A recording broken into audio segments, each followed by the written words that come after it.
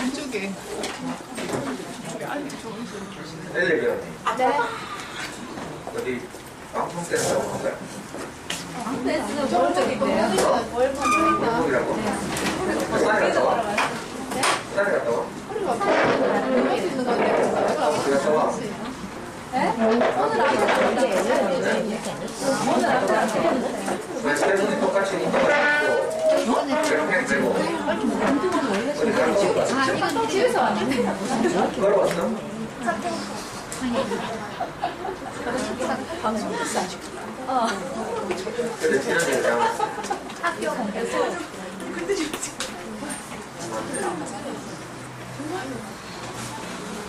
지난주에 온 분이 반도 안 돼?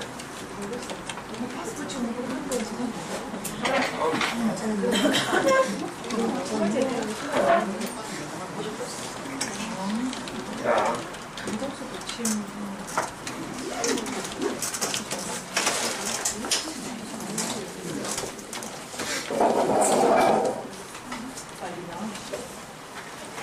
조금 전에 집에서 출발하는데 교육청에서 전화가 왔어. 교육청 학부 영양과 관련돼서 각급 학교에 영양과 교육 하잖아요.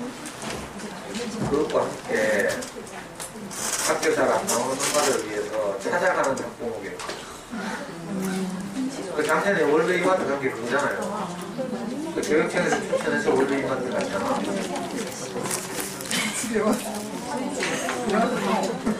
그 월베 이마트 가니까 자기들이 괜찮아 보이니까 올해 다른 이마트에 다 지금 선전했죠. 오늘 교육청에 전화가지고 홈플러스 가래. 근데 언젠가 물으니까 5월 30일 금요일이래. 11시. 대구하면 어? 근데 내가 또 순진하게 가지고 약속이 있어서 안 간다 했어. 엄마들은 뒤에 50분 먹고 가는 50분 갔는데 나는 그 이마트 가면 돈 받죠. 거기서 잘하면 또 다른 이마트에 커지죠.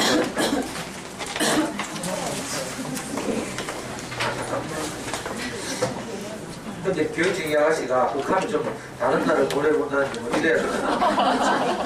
냉정하게 바로 떨어진다.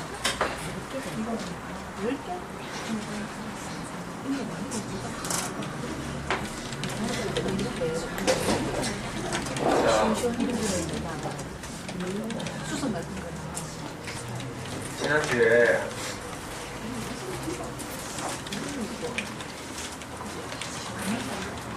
네 번째 강의를 했죠.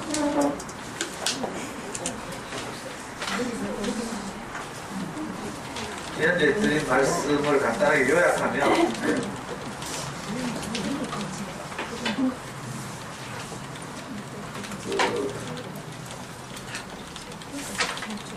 교육 정책을 잘 알고 그 수학교육 흐름에 따라서 우리가 아이들을 키워야 된다 이런 말씀을 드렸죠. 그냥 그 시대의 흐름이나 교육 방향 이런 걸 전혀 모른 채 그냥 옆집언지 따라다니다가 나중에 낭패 본다 이런 거.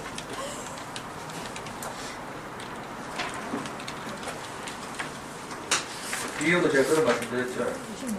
땅이 아무리 밝은 옷을 쳐도 하늘이 똑똑히 기면 땅은 비를 맞을 수밖에 없다. 땅에 살면 전적으로 하늘에 달려있대요. 주식을 잘 하려면요 고급 정보가 있어야 되죠. 그냥 지원자 뭐 책 읽고 열심히 공부하고 이런다고 되는 게 아니에요. 고급 정보가 있어야 되는데 그 고급 정보라는 게 경제정책이죠.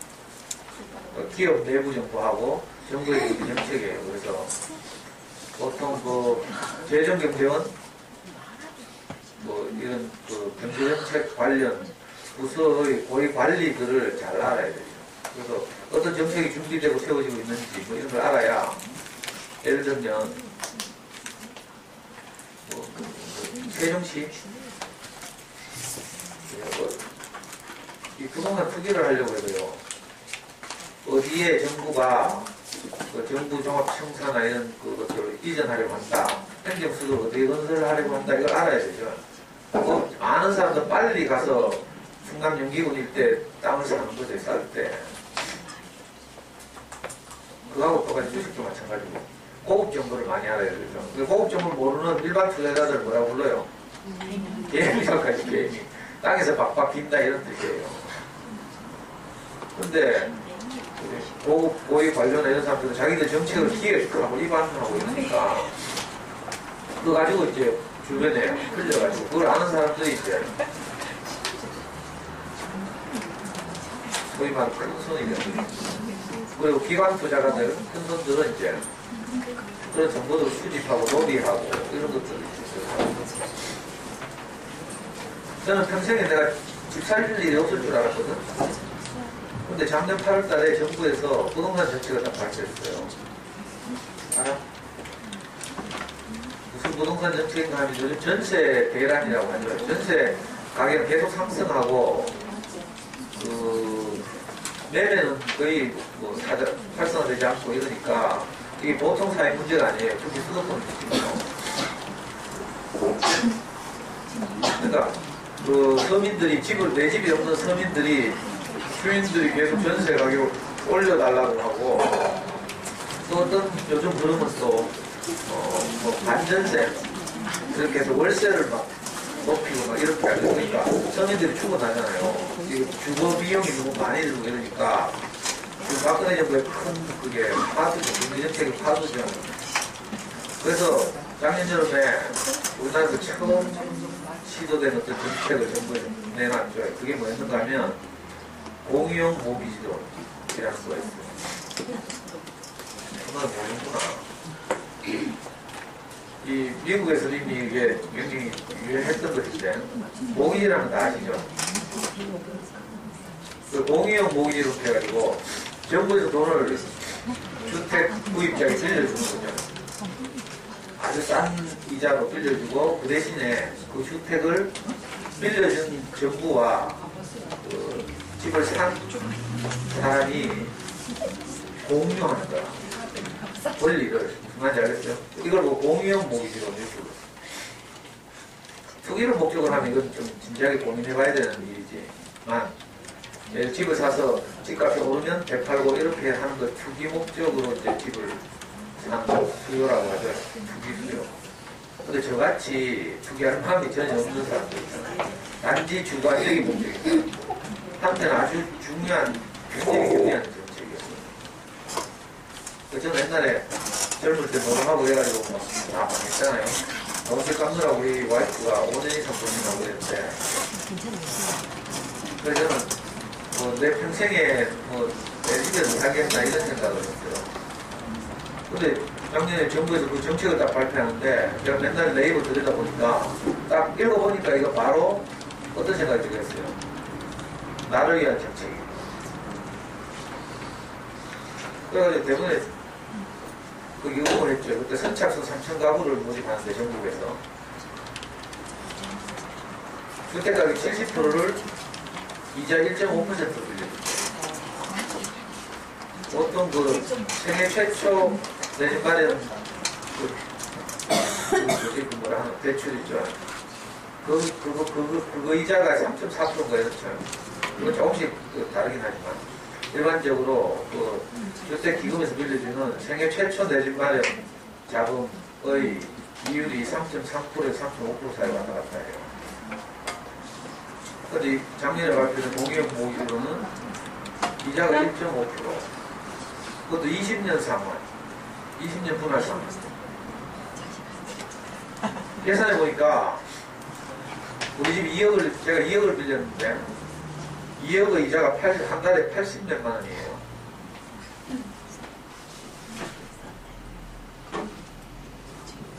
저와 같이 성경공 모임하는 우리 그 나경이라고 있는데 그 아줌마가 지금 월성동에서 그 무슨 아파트 해야 돼? 태왕 아파트 사는데 그 월세 살거든? 한 달 월세가 100만 원이 넘은 거예요. 33평에. 그 사업하시라고 이제 부도나면 집 낮으니까 이제 좀 월세, 일부러 월세 사는데 그러니까 33평에 사는데, 태왕 33평에 사는데, 그렇죠, 얼마라고? 100만 원이 넘거든? 100 얼마 하자? 120만 원 할까? 저는 상임화선 판거든요. 똑같은 33평 살죠. 34평인가? 우리 집. 34평 살아요. 근데 은행에서 2억을 받으니까 매달 얼마씩 낸다고? 85만 원. 월세 85만 원 내고 사는 거죠. 우리 집에서.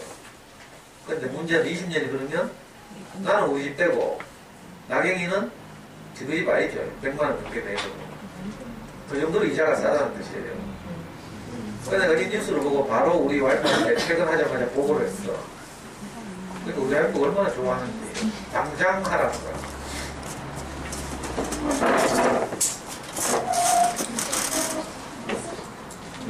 그래가지고 한 번도 이틀 전만 해도 생각지도 못했던 그 소위 공이용 모기지로 가는데 10월 1일날 작년 10월 1일날 아침 9시에 우리은행 홈페이지 접속해가지고 선착순 3,000명 안에 들어야 되죠. 물론 서울 심사도 하고 하지만 선착순 3,000명을 이제 하는데 접수는 3,500명 접수한다. 그래서 제가 미리 연습도 해보고 이래가지고 딱 접수를 했는데 이 홈페이지가 이상하게 돼 있어가지고 하나 전화번호를 내가 이제 자격 조건이 뭐 이렇게 월급 그 봉급 생활 잘해야 되잖아요. 연소득 7천만 원 이하, 부부 합산 소득 7천만 원 이하라 이제 제 소득은 10만 원도 안 되니까 1년에 우리 와이프 소득 6,900 얼마였거든요. 아슬아슬했죠. 그리고 우리 와이프 이런 거 이제 하는데 전화번호를 적는데 저는 우리 와이프는 좀 약간 띠빵하거든. 은행이나 기관에서 전화 오면 거기에 대한 적절한 이렇게 대응을 못해서 항상 전화 오면 내한테 못 던지더라고. 근데 그것도 모르고 불안해가지고 내일 내 전화번호로 딱 했다가 딱 사자가 아니잖아. 그 서류에서 탈락될까봐 다시 부랴부랴 우리 와이프 전화로 바꾸면서 5분이 흘렀어. 그랬더니 접수번호가 9시 땡한테 접수했으면 굉장히 빠른 순위였겠죠. 전화번호 하나 바꾸고 딱 접수를 하니까 3,300 된 거예요. 5분 흘렀어요. 하여튼 그래가지고 뭐 서류 심사하고 이래가지고요. 대부분 탈락하고 또 정부에서 요구하기를 미리 이사갈 집을 계약을 해야 돼. 가계약이라고. 이사갈 집을 지정해서 신청을 해야 되고. 근데 지정해놨는데 집주인이 가격 올려달라거나 안 파겠다 하나 이러면 나가야 되는 거죠. 그래가지고 대부분 탈락하고 작년에 2,300가구가 전국에서 2,300가구 이 혜택을 받았어요. 그러니까 언론에서 칭찬 많이 받았죠. 정부 정책에 대해서. 처음으로 부동산 정책이 성공한 정책이라고. 그래가지고 그걸 확대해가지고 지금 시행하고 있어요. 근데 그때 잠깐 반짝하고 이제 그때는 정부가 직접 개입했지만 지금은 이제 우리은행에서 그걸 주관해요. 우리은행에 수시로 접수합니다. 제가 왜 이런 이야기를 하는가 하면 무엇이든지 그죠? 우리보다 훨씬 그 위에 있는 그 고급 소식, 고급 정보 이걸 항상 잘 알아야 된다. 오늘 제가 나오기 전에 일기예보를 본다 했죠. 매일 오늘 보니까 15도다. 오후 3시 온도가 15도예요. 어제는 얼마였어요? 24도고 25도가 됐죠. 그래서 이제 오늘은 추운 거지 쌀쌀하고. 어제는 제가 이걸 자켓을 안 입고 그냥 저 팔공산 가는데도 김여동 성경공 공산을 가는데도 이 난방 하나만 입고 왔어요. 근데 이제 날씨를 아니까 옷 하나 더 입었죠. 그것도 추워가지고 난로도 예를 들어 이런 거예요. 그러니까 항상 위의 소식에 귀를 기울여야 되죠. 안 그러면 개고생하는 거야. 광화문 가보면요. 광화문에 유명한 관광지가 있대. 저는 안 가보고 우리 애하고 우리 와이프 갔다 와서 이야기하는데 옛날에 그 2차 세계대전 때 일본군들이 괌을 점령했었어요. 그리고 나중에 이제 연합군의 반격을 받아가지고 일본이 패망하고 이제 그 태평양의 여러 군소 섬들에서 쫓겨나게 됐죠. 그런데 일본군이 항복했다는 소식을 천황이 1945년 8월 15일 아침 라디오로 방송했어요. 근데 화면 나가서 일본군 한 놈이 그 방송을 못 듣는 거야. 그래 뭐야 될게요. 이미 미군들이 다 점령하고 회복하고 일본 본토까지 미군이 가서 접수했죠. 근데 밤에 있던 일본군 하나는 그 일본군이 항복했다는 소식을 못 듣고 자기를 도울 일본군들이 다시 올 때까지 동굴 속에 숨어가지고 얼마를 있었다더라? 20년인가 30년인가를 혼자 생활을 버티고 있었죠. 그게 나중에 발견됐잖아. 그래가지고 그 유명 관광지로 돼 있어요. 또 일본군이 숨어 살던 동굴. 이게 전형적으로 그죠? 내 생각에 사로잡혀 있으면 안 되고 옆집 언니 따라가도 안 되고요. 위의 소식을 잘 들어요. 위의 소식을. 뭐 지금 아군이 뭐 승리하고 있는지 아니면 뭐 항복했는지 이걸 알아야 개고사는 혼자 그 동굴에 갇혀가지고 숨어 살면서 오만 뭐 나무 뿌리 캐먹고 이러면서 뭐 예를 들어 20년 돼 정확한 그 기간은 기억이 안 나는데 혼자 그 고생해서 생각해봐요. 또 지가 로빈슨 크루스도 아니고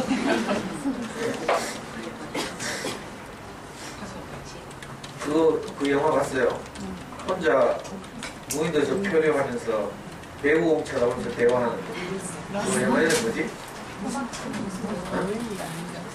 갑자기 생각이 안 난다. 그 유명한 영화인데 어?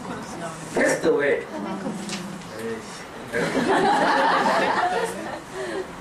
거기 보면 그 주인공 남자, 멋있는 남자가 택배회사 중견 간부죠. 미국의 그 페덱스라는 택배. 그래서 갑자기 택배가 아시아로 가다 비행기가 늦어가지고 혼자 추락하게 되잖아요. 마침 택배 박스 몇 개하고 같이 늦어가지고 배구공에다가 문 그려놓고 있잖아요. 너무 고독하고 외로우니까 그렇게 생존하는 일이야. 그러니까 항상 우리가 자녀교육을 할 때도 마찬가지인데 내가 그냥 혼자만 이거 나는 어릴 때 속상했으니까 이거 우리 아이한테 시키지 이런 식으로 하면 안 되고요. 그 심정은 이해를 해요. 저도 그랬으니까. 근데 어떻게 해야 돼요? 이 사회의 흐름, 그 교육 정책의 방향 이런 걸 잘 알고 거기에 맞춰서 이제 우리 아이를 키워야 제대로 이렇게 할 수 있는 거예요. 같은 돈 들이고 같은 시간과 그 정력을 들여서 이왕이면 적합한 성과를 내야 되잖아요. 그래서 입시 정책 이런 데 항상 관심을 가져야 되고 사실. 정부에서도 입시 정책은 항상 최소 3년 전에 발표하게 돼 있죠. 주요 입시 정책은 대입 때 바로 발표하는 게 아니라 중3 아이들 때 발표를 해요. 그래서 이 중3 아이들이 커서 고3 때 그 정책을 집행하게 돼요. 그러니까 전체 교육의 흐름이 그 정부가 어떻게 바뀌는가 이것도 사실은 알아야 돼요. 우리 같은 경우가 그 정부 정책 때문에 개피 본 경우에 입시 정책이 어떻게 되는가에 따라서 우리는 노무현을 좋아하고 그래가지고 진보적인 정책을 좋아하는데 우리 애한테는 그게 치명적 타격이 돼가지고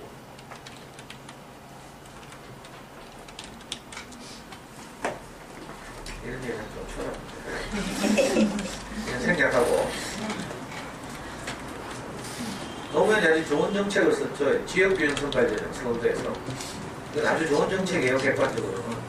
지역의 병두리에서 고등학교 생활하는 성실한 아이들은 형편만 되면 어디 가든지 공부를 잘할 수 있다 이거죠. 그래서 서울대 정원의 3분의 1을 지역균형 선발 전형이라는 정책을 뽑아요. 이건 뭔가 하면 그 아이가 다니는 학교가 어디든지 그 학교 내에서 공부를 잘하면 내신 성적이 좋으면 어디 가도 잘할 수 있다고 생각해서 그 아이들을 뽑는 거죠. 그 학교 내신 성적만 가지고. 자, 대원외고 학부모가 보면 이건 진짜 열받을 일이에요. 대원외고에서 꼴찌해도 시골 영덕 종합고등학교 이런 데 가면 전부 1등 할 수 있죠. 그렇겠죠. 근데 대원외고 450명, 한 학년 450명 중에 그 정책으로 서울대를 갈 수 있는 아이는 한 명도 없어요. 대원외고에서 전교 1등에는 못 가요. 왜냐하면 시골에 우리 예를 들면 대구를 치면 저 하원 건너가는데 그 육교 하나 있죠. 육교에다가 대원 고등학교. 대원 외고 말고. 대원. 야, 고등학교는 이제, 평균에서 대구, 추첨하는 평균 고등학교가 된 지 얼마 안 된 학교죠. 그 지역도 그렇고 해서 학력 수준이 굉장히 이제 열악했어요. 몇 년 전만 해도. 그러니까 그런 데 가면 내신 성적을 따기 굉장히 쉽겠죠. 물론 15가도 더 쉽고. 그래서 제가 강력히 주장해서 왜 고등학교 갈 때 그 대원 고등학교 보내죠. 우리 집이 그 대원 고등학교 담하고 붙어 있었거든. 우리 애가 고등학교 갈 때만 해도 금강면선이라고 거기. 그러니까 담 넘어가도 되고 학교를. 내신 따기도 좋고. 근데 우리 와이프가 그 당시에 과학고등학교 교사였어요. 대구 과고 교사였는데 이 대구 과고 그 동료 아줌마들 이야기 듣고 오니면은 고등학교는 절대로 좋은 데 가야 된다 하면서. 그래도 상인동에서 수성고 안 갈 바에는 상인동에서는 영남고등학교로 가야 된다고 막 우겨가지고 내가 또 우리 마누라 도망가면 안 되니까 내 고집 피우다가 우리 마누라 또 전화 갚으면 너무 내 정신병 걸려야 되는 거니까 할 수 없이 내가 울며 계속 먹기로 영남고등학교. 그래.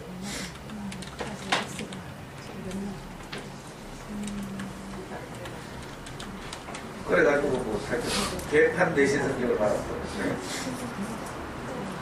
그 서울대 정원의 3분의 1을 내신 성적으로 뽑으니까 우리 아이는 아예 그 기회를 박탈당합니다. 그 이제 수능으로만 가야 되는 수능. 근데 서울대는요 수능으로만 가는 제도가 없어. 연고대는 수능으로 좀 줄 서서 가는데 서울대는요 마지막 정시에서도 내신, 논술, 수능 이 세 가지를 같이 해버려요. 그래가지고 우리가 결국 서울대에 떨어졌잖아요. 그러니까 정부 정책에 맞게 해야지 자기가 목표하는 바를 이루려면 물론 지금 우리는 연세대 경영학과도 충분히 만족하고 다니니까 다행인데 만약에 그렇지 않으면 속상한 일이죠. 우리가 내신 성적 나쁘지. 그러니까 그 당시에는요 외고 가면 절대로 안 됐어요. 서울대를 목표로 하면 외고 가면 자살행위입니다. 그래서 제가 호설에서 강의하는데 그런 말씀 드렸죠. 지금도 서울대 정원의 3분의 1은 그 전형을 뽑아요. 근데 달라진 게 있어요. 원래부터는 내신 하나도 정시에서 내신을 서울대에서 하나도 안 봐야죠.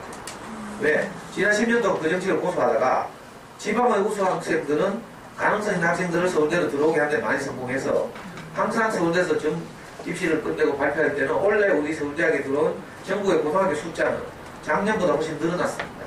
이렇게 말합니다.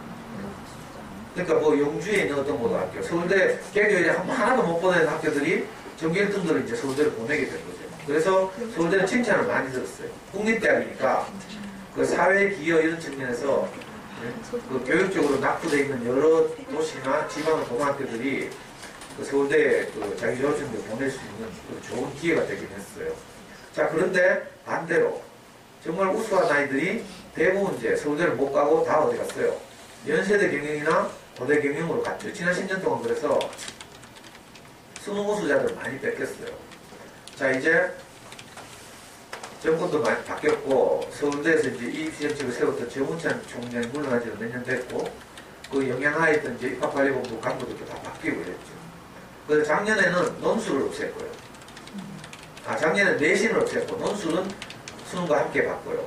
그러니까 원래 1월달에 치던 입시에서는 자, 원래 이제 수능을 치고 내년 1월달에 서울대를 지원하는 아이들은 이제 내신과 논술은 없죠. 정시 전형에서는 단지 수능 점수만 가지고 승부를 하게 됐어요.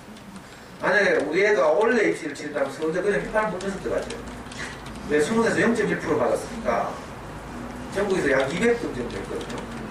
서울대 정원이 3,000명이고 문과 정원이 1,500명 아니에요. 수능으로만 줄 수 없는 휘파람 불면서 들어가요. 이렇게 큰 차이가 있다고요. 우리가 정책을 알고 하는가 모르고 하는 거는 정말 큰 차이가 있어요. 그래서 제가 해마다 솔직히 강의를 하면서 항상 그 중요한 입시 정책을 제가 해설하셔요. 재작년인가 작년에 그 이명박 정부에서 니트 실시할 때 제가 니트에 대해서 분석하면서 이건 얼마 안 갈 것이다 이런 말씀을 드렸잖아요. 실제로 망했죠. 니트를 가지고 대학에서 실험적으로 뽑는 학교는 전국에 하나도 없어요. 원래는 아예 치지도 않았죠. 무용지물이죠. 근데 뭣도 모르고 뭐 동네 학원들은 다 막 버스에다 프레카드 붙여가지고 니트 대비 전문하고 그거 막 그랬죠. 요즘은 수학학원마다 뭐라고 붙여놨어요? 저거는 자료니 지랄하고 저는 어제도 10년 전부터 이 스토리텔링 수학 교육에 대해서 이야기했어요. 10년 전부터. 뭐 스토리텔링이라는 단어는 안 썼지만 수학 동화 같은 걸 읽고 하고 수학을 재밌게 공부해야 되는 말씀 드렸죠. 교훈 내는 거 잘못했다고. 그래서 제가 지난주에 서론이 길었는데 지난주에 이 수학교육 선진화 방안 정부의 수학교육 정책을 가장 취약한 문건이죠. 이게 2012년 1월 달에 발표된 거예요. 그리고 이 선진화 방안에 입각해서 모든 초중 고등학교 교과 과정이 바뀌고 있다. 교과서도 바뀌고 있다. 내년 되면 5, 6학년 교과서도 바뀌죠. 지금 1, 2, 3, 4학년 교과서가 바뀌었어요. 자, 어떻게 바뀌고 있는가? 열 말씀드렸어요. 지난주에 오신 분 손으로 보라니까 10명도 안 돼가지고 복습을 좀 길게 하는 거죠. 자, 지금 교육부 이름이 뭐지? 교육과학 뭔가? 교육인적 자원부 아니죠? 교육과학 뭔가? 그냥 생략 줄여서 교육부라고 합시다. 모르니까. 이런 세 가지 문제집을 가지고 있어요. 자, 다른 나라와 비교해서 우리나라 학생들의, 우리나라 물론 대표 선수들이지만 대표 선수들의 수학 실력이 굉장히 좋죠. 그래서 수학 올림피아드나 이런 데서도 많이 입상하고 하는데 그럼에도 불구하고 전체 수학 실력, 또 수학에 대한 흥미, 그죠? 또 동기 이런 건 갈수록 떨어지고 있대요. 왜? 이 점수 위주의 수학 공부를 하기 때문에 그렇죠. 그리고 수학 교육이 원래 목표로 하는 사고력의 신장, 창의력의 향상 이런 것은 갈수록 낮아지고 있다는 거죠. 원래 수학 교육의 목표가 뭐예요? 창의적 인재를 육성하는 거죠. 그런데 늘 문제풀이 이런 것만 하니까 창의적 사고 이런 거 갈수록 안 되는 거예요. 그래서 나중에 고등학교 가면 제가 이런 말씀 드렸죠. 고등학교 1학년 처음 들어가서 모의고사를 딱 치게 되면 지금 초중학교에서 엄마들 공부하는 방식으로 하면 큰 충격을 받게 된다. 왜냐하면 초중학교 때까지의 학교 시험은 어떤가 하면 이런 거예요. 1, 2단원을 공부한 다음에 중간고사를 쳐요. 3, 4단원을 공부한 다음에 기말고사를 쳐요. 자, 그러니까 중간고사나 기말고사 문제는 배운 단원의 문제를 내는 거예요. 전형적인 문제를 내기 때문에 성실하고 학원 열심히 다니고 하면 점수를 상당히 받을 수 있어요. 무슨 말인지 알겠어요? 배운 단원의 문제를 그대로 출제하니까. 그런데 자, 고등학교 이상 가보더라도 수능이나 수능 모의고사는 그렇게 치지 않거든요. 이른바 단원 통합형. 무슨 말인지 알겠어요? 수라는 단원을 배우고 측정이라는 단원을 배웠어요. 그러면 수와 측정을 연계해서 문제를 만들어요. 단원 복합형 문제를 합니다. 또 학년 복합형 문제를 내죠. 고등학교 1학년 때 배운 수학적 지식을 당연히 안다고 전제하고 고등학교 3학년의 단원과 연계해서 문제를 내요. 공식적으로 수능의 출제 범위는 고등학교 2학년 3학년 과정이거든요. 고등학교 1학년 과정 수학은 국민 공통교육 과정이라고 해서 수능의 직접 출제 범위에 안 들어가요. 무슨 말인지 알겠어요? 초등학교 1학년 때 배운 5 이하의 수 더하기 나누기 이건 직접 수능 출제 범위가 아니에요. 근데 이거 모르고 수능 칠 수 있어요? 없어요. 무슨 말인지 알겠죠?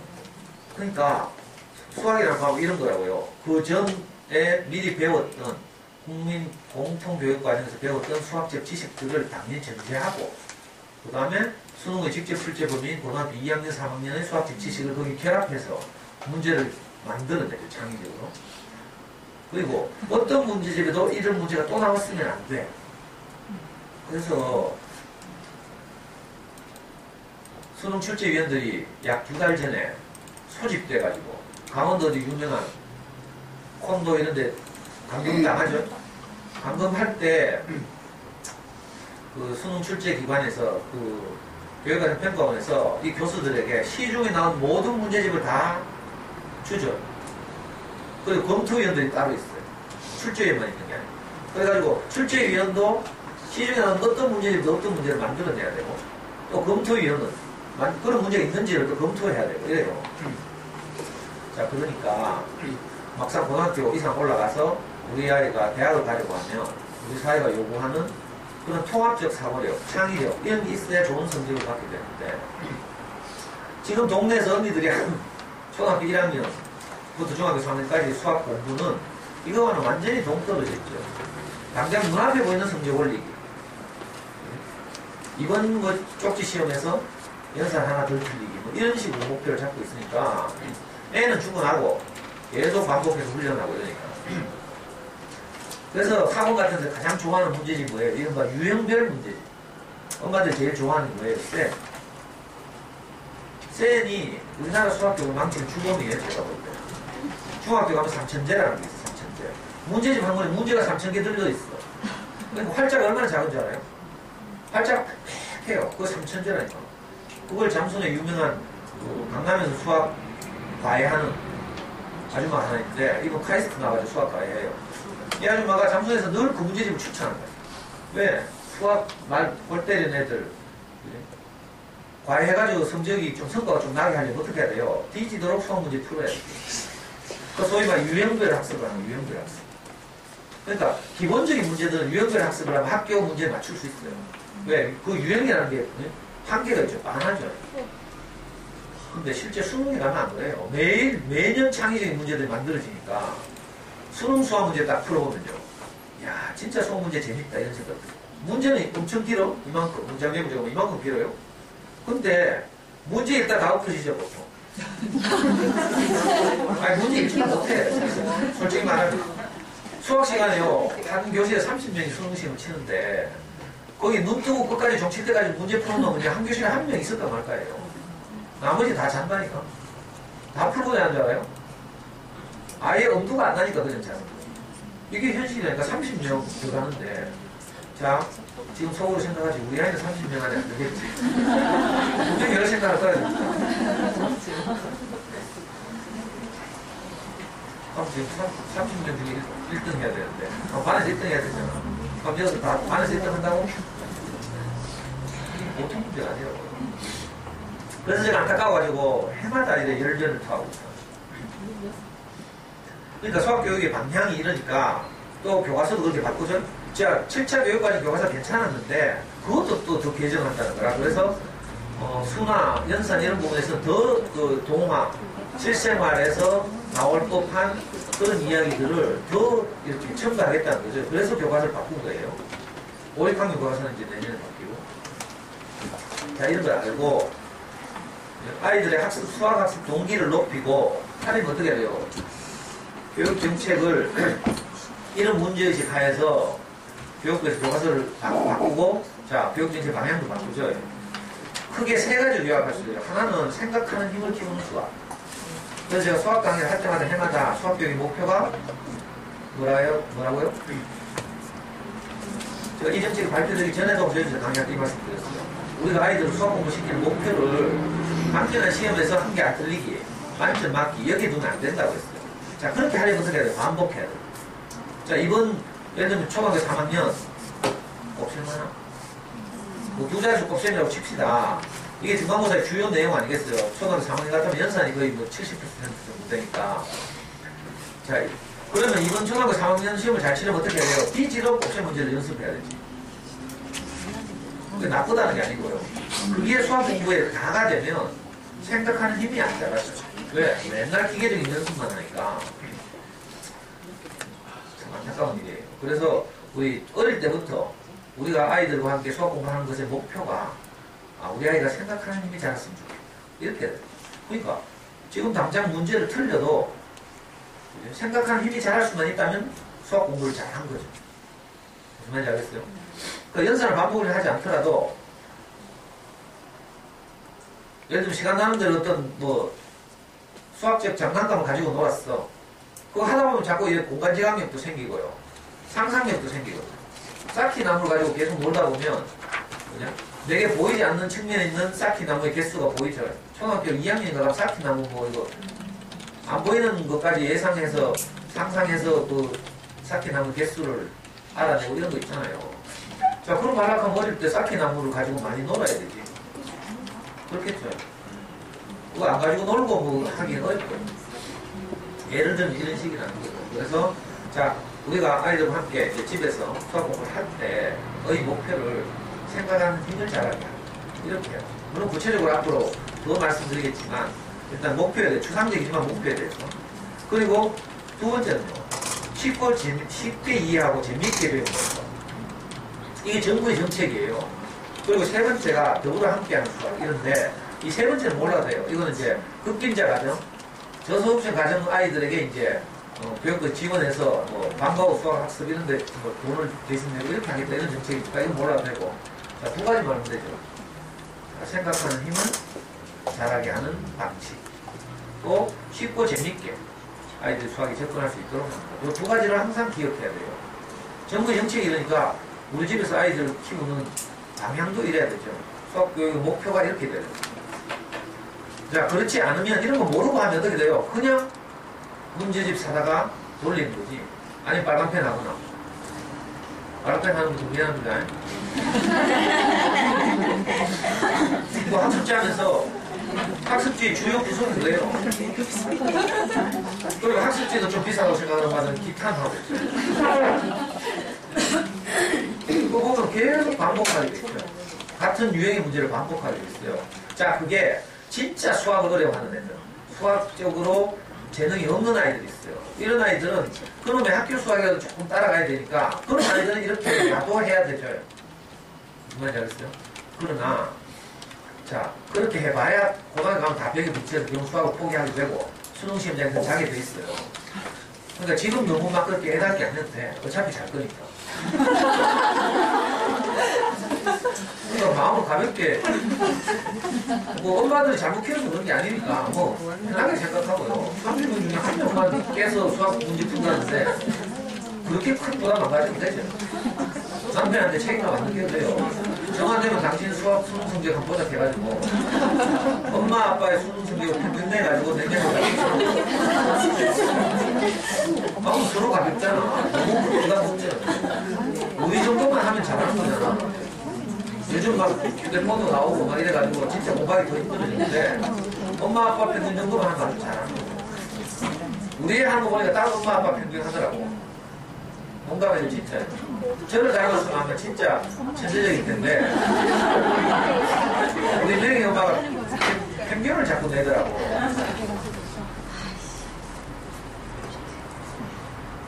그래서 교과서도 쉽고 재밌게 제작한다고 하고요. 자, 이제 학급에서 수학 수업 모델도 자꾸 개발하죠. 그래서 재밌게 이제 교구나 이런 거 가지고 노는 그런 작업도 하고 막 이렇게 하는 방향으로 바뀌고 있대요. 자, 거기 입각해서 우리도 이제 쉽고 재밌게 수학 공부를 해야 되겠어요. 그러니까 수학 공부는 연필과 종이로 하는 것이다. 이 관념에서 벗어나야 돼요. 모든 엄마들이 다 수학 공부는 연필과 종이로 하는 것이다. 이렇게 생각하고 정말 해봤습니다. 자, 그래서 학년에 따라 조금씩 다르지만 우리가 아이들이 수학에 접근할 수 있는 쉽고 재밌게 접근할 수 있는 여러 가지 이제 수학 공부의 도구들 이런 걸 알고 그 시기에 맞게 적절하게 하고 그래서 제가 초등학교 2학년 전까지는 뭐 하라고요? 장난감을 많이 가지고 있어요. 물론 고학년도 해야 되지만 크리코 같은 장난감은 초등학교 5학년, 6학년 교과서에서 나오는 것들을 다룰 수 있는 장난감이라고 그러죠. 그러니까 크리코 같은 건 이제 고학년들이 가지고 놀면 되고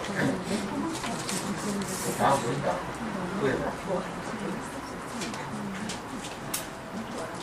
그래서 그러니까 나고요. 자, 제가 이제 생각나는 대로 이렇게 우리 아이들 수학 공부에 쉽고 재밌게 접근하게 하는 여러 가지 수학 공부의 매체들을 이렇게 정리해봤어요. 우리가 아는 건 문제집 4번 또는 5분 학습지. 그래도 좀 똑똑한 엄마들은 교과서의 김책. 역순으로 가고 있어. 제일 삐리한 걸 제일 중요하게 생각하고 제일 중요한 걸 제일 우습게 생각하고 그래요. 하려면 사실은 교과서의 김책이 가장 좋고 종이와 연필을 하려면 이 교과서의 김책이 얼마나 수준 높은 분들이 만든 건데 엄마는 이거 다 대표기 치고 뭐 학습지 회사 문제지. 혹시 관련 직종에 종사하는 분 있을까봐 정말 말을 못하겠네. 그리고요. 이런 것도 당연히 하니까 이제 우선 멀티미디어 봅시다. 자, 옛날에는 장순에서는 수학교육 CD 같은 걸 많이 했어요. 저도 우리 아이한테 애들이 남자애들 게임을 좋아하니까 더셈 뺄셈 할 때 있잖아요. 위에서 더셈 뺄셈 하는 비행기가 막 날아다녀. 비행기에 6-8 이렇게 지나다녀요. 그죠? 아니 문제가 이렇게 밑에 6-8 이렇게 제시되고 위에 막 비행기가 지나다니는데 비행기에는 답이 14도 있고 18도 있고 17도 있고 막 지나다녀요. 밑에 총 쏴가지고 그 정답 맞추는 이런 게임이 있거든요. 예를 들면 이런 것들 남자애들한테 이런 거 굉장히 좋아하죠. 저는 옛날에 그 호주나 미국 캐나다 이런 데서 만든 수학교육용 CD 이런 걸 구해가지고 물론 당연히 어둠의 경로를 구했죠. 구해가지고 이런 걸 깔아주고 실제로 하겠어요. 우리 집에 지금도 있어 그 CD가. 저하고 친해지면 내 집에 방에서 깔아줄 수도 있는데 요즘 엄마는 이런 데 관심이 없더라고. 요즘 이제 뭐 휴대폰, 스마트폰이 워낙 발달했기 때문에 이제 엄마들이 스마트폰 어플에 관심을 가져야지. 스마트폰 어플 많은 그 시장에 가면 구글 플레이 아니면 아이폰 같으면 이제 그 마켓에 가면 앱스토어에 가면 그 우리 아이들이 꼬마들이 할 수 있는 수많은 수학 어플들이 있어요. 지금 우리 개똥이네 여기 이 아들내미가 7살짜리 준서가 7살인데 이제 일요일마다 이제 저를 따라서 우리 교회 오거든요. 그 준서가 이제 심심하니까 엄마는 목사님 말씀 듣고 좋아하고 뭐 울고 있는데 애는 심심하잖아. 그래가지고 내 이거 아이패드를 빌려준다. 근데 아이패드에 보면 전부 내가 하는 게임밖에 없거든. 그래가지고 내가 이제 시장 들어가서 찾아봤어요. 그냥 꼬물꼬물 수놀이 뭐 예를 들면 이런 것들이 있더라고. 그리고 제가 늘 호세지에서 옛날에 권했던 예를 들면 러시아어 애들 논리적 사고를 키워주는 유명한 장난감 그 스칼라스 초이스라고 불렀어요. 옛날에 아주 유명한 장난감이죠. 아이들의 그 사고력을 키워주는 장난감들을 몇 개를 모아가지고 세트화해서 옛날에 굉장히 고가로 팔았죠. 한 세트 70만 원인가 뭐 이렇게 팔았는데 그 교구의 이름이 스칼라스 초이스였어요. 그 스칼라스 초이스 중에 하나였는데 이제 단품으로 풀려 나온 거죠. 러시아어가. 그 러시아어는 이제 그 좁은 주차장 공간에서 차를 출구로 빼는 건데 다른 차들이 막 주차되고 있는 데서 옛날에 호셔츠에서도 이거 많이 팔았죠. 옛날 진짜 호셔츠 출고하는 사람들 지금 이거 러시아어 안 사면 간첩이었어. 그 유명한 그 어떤 수입사에서 수입해다가 팔았거든요. 그걸 이제 그 재판 선생님이 그 회사로 연계해가지고 우리 호셔츠에서 많이 팔았어요. 그런 장난감들 예를 들면 이거 논리적 사고력을 키우는데 굉장히 도움이 되죠. 엄마들 바둑 논리적 사고력 집중력 키운다고 바둑학원 자꾸 보내더라. 바둑학원 혹시 애하고 있는지 있어요? 네. 손들봐. 없어? 있어. 저도 있고. 네, 말 조심해요. 바둑은요 인간이 만든 가장 재밌는 게임이에요. 마장이보다 제가 제 청춘을 바둑에 들이니라고 대학을 내가 대구에 있는 대학밖에 못 갔잖아요. 공장에 다니면서 내가 검정고시 공부를 했어요. 그래서 검정고시를 합격했어요. 그러니까 이제 대학 입시를 준비하는데 지난주에 말씀드렸나? 제가 도서관에 시립도서관에 공부하러 가는데 시장통에 바둑 두는 아저씨 둘이 있었다 했죠. 거길 지나가다가 결국 내가 바둑을 구경하게 되고 바둑을 두게 되고 나중에는 내가 입시 공부 안 하고 기원에 갔어요. 그 우리 엄마가 너무 속상해가지고 부엌칼로 바둑판을 계속 쪼갰어요. 그럼 나는 본드를 붙여가지고 다시. 왜냐하면 자기 전에 바둑판 펴놓고 바둑책을 보면서 이거 바둑을 놓아봐야 돼. 이거 뽑기라고 하죠. 프로기사들이 든 바둑을 놓아보면서 이제 뽑기를 해야 돼. 프로기사의 그걸 따라가는 거야. 감각을 따라가는 거야. 그리고 기원에 다니면서 맨날 내 얘기가 옛날에는 바둑판 밑에 30만 피워놓고 한 판에 30만. 담배 피워가면서 담배 두 가지 줄담배 피워가면서 막 커피 마셔가면서 그 우리 아이가 얼마나 고생했겠어. 진짜 재밌는 게임이라. 그러니까 바둑은 너무 잘 두게 되면 안 돼. 평생 바둑 없이 못 살아. 그러니까 애들 학원 바둑하고 보내더라도 4급 이상 되면 안 돼. 요즘은 뭐 바둑 학원은 급수가 워낙 좀 뭐 복잡 많이 하지만 그 일반적인 기원 급수로 4급 이상 되면 그 사람은 평생 바둑을 안 두고는 못 살아요.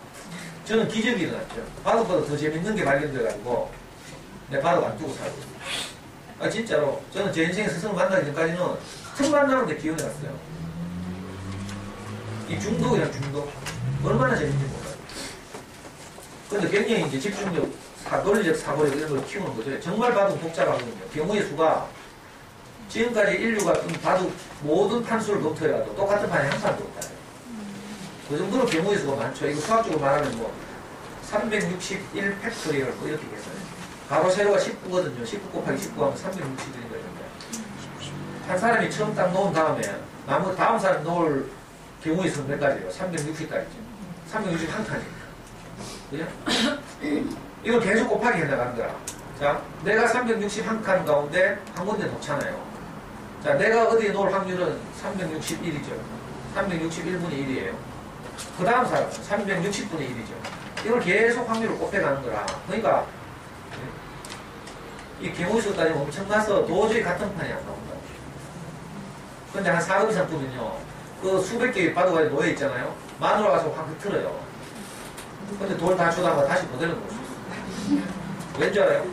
내가 이유가 있게 놨거든. 논리적으로 생각해서 그렇게 한 수 한 수를 두었기 때문에 다 흐트러도 또 같은 논리로 놓는 거죠. 그래서 이걸 복귀라고 그러죠. 그 의사들은 바둑판 다투고 나면 졌더라도 이긴 사람과 같이 다시 그 중요 장면을 이렇게 다시 놓아보고, 아, 그때 여기서 이렇게 해야 되는데, 저렇게, 이걸 뭐 복귀라고 하는데, 논리적 사고를 하기 때문에 가능해요.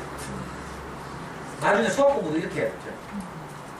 마지막에 한 6월달 되면 제가 말씀드릴 텐데, 자, 수학 공부를 할 때도 생각하는 힘을 키우려면, 논리적 사고를 향상시키려면, 자, 자기가 푼 수학 문제를 이렇게 논리적으로 노트에 정리를 하는 거예요. 정리를 해두면 어떤 일이 벌어지니까 틀렸더라도, 그죠? 그 논리적 사고 체계를 따라가는 거죠. 그래서 어디서 논리적 비약이 있어. 그 비약만 찾아내면요, 그다음부터는 그런 같은 실수를 안 하게 돼요. 이 논리적 사고가 교정되니까. 자, 그런데, 자, 이런 작업 없이 틀렸잖아요. 틀려서 잔소리하고 다시 풀었어. 그리고, 그때 당장 기억하니까 엄마 앞에서 오답치를 해. 근데요, 한 달 후에 똑같은 문제 갖다 드려요. 그럼 또 그 논리적 오류를 범한다. 실수라고 하죠, 엄마들은. 실수가 아니에요. 수학 공부에서 나타난 그 오답 현상 중에 어려워서 틀리는 게 있고, 엄마들 생각에는 실수로 틀리는 게 있다고 생각해요. 근데 그게 실수가 아니고, 그 아이의 그 수학적 알고리즘이 그렇게 되어 있는 거예요. 그래서 매번 같은 실수를 해요. 사법시험 공부를 해봐도 이런 현상이 드러나요. 인문학 공부를 해도 헌법 같은 공부를 해보면, 제가 해보니까 그냥 헌법 문제인데 별로 어렵지 않은 것 같아요. 근데 이상하게 매번 틀린 것도 없어요. 왜? 이 논리적 회로가 교정되지 않는 거거든요.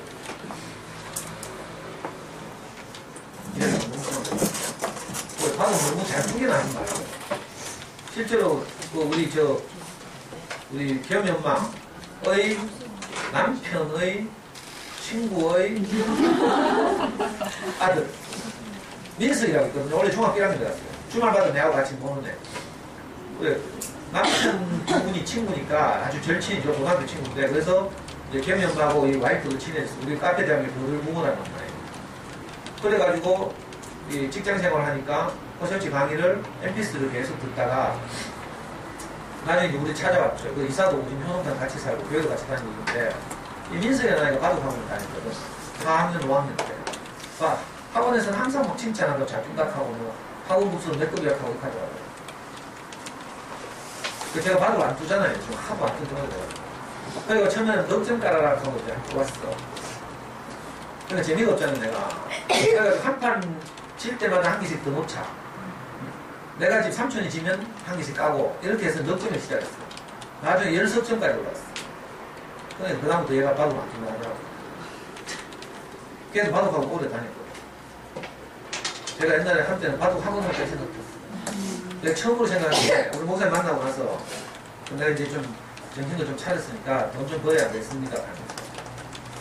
돈은 그냥 대출 받아가지고 내가 생각했는 게 뭔지 알아요? 바둑과 논술을 결합하는 거. 그런 학원 없거든. 바둑이 논리적 거니까. 그걸 하려고 내가 우리 교회 형한테 그때 우리 교회 형 중에 제일은행의 그 지점장 하면서 대구 경북 번역 본부장 하던 형이 있는데 지금은 이제 정년 퇴직했어요. 이 형한테 가서 내가 형 돈 좀 빌려줄 수 있습니까? 그러니까 뭐라고 한 줄 알아요? 먼저 사람부터 되고 제가 진짜 우리 목사님 20년 전에 만났으니까 그 아이디어를 올렸을 때는 한 1년이 지났었겠죠. 그러니까 니는 우선 푹 쉬면서 그 교회를 누리고 좋은 말씀 많이 듣고 먼저 사람이 되면 언제든지 대출해주겠다. 지금 우선 이렇게 형들 따라다니면서 실컷 놀아라. 이까더라고. 그러다 내가 할 수 없이 포기했잖아. 이야기 엉뚱하네.